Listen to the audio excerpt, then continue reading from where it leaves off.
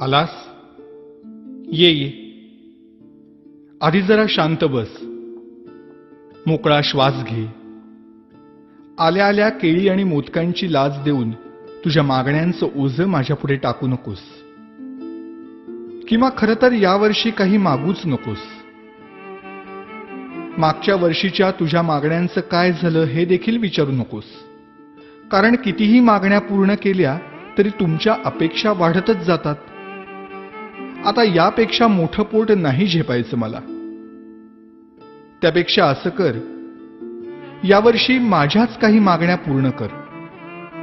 बघ जमतंय का? यावर्षी तरी निदान माझ्यासमोर दुसऱ्याचं वाईट चिंतू नकोस. उगीच माझ्या नावाखाली खोटी वर्गणी उचलू नकोस. रात्रभर जागू नकोस. जागलास तरी पिऊ नकोस. प्यायलास तरी निदान झिंगू नकोस.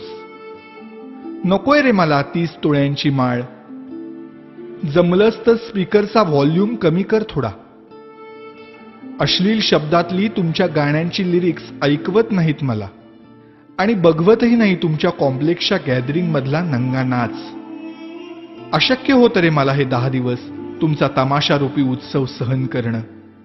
हात जोडून मागणं मागतो तुझ्याकडे. जागा हो. सुसंस्कृत हो. खोटेपणा सोड. स्वार्थ सोड. कधीतरी प्रामाणिक होऊन बघ. माणुसकीची नशा चढव. परोपकाराची झिंग चढव. 100% मेहनत कर. स्वतःला ईश्वरी अंश मानणाऱ्या लोकांपासून सावध राहा.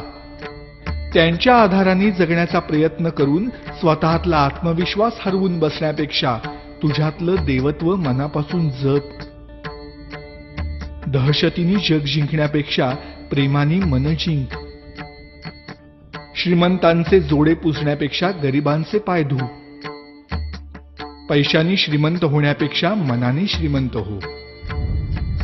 बघ आता यातलं किती तुला झेपतंय. रागावू नकोस भक्ता आणि रित्या हाताने जाऊ नकोस. नेहमीच मागत राहण्यापेक्षा अखंड देत राहण्यातला आनंद तुला लवकर लाभो, हाच माझा आशीर्वाद. भेटूच पुन्हा.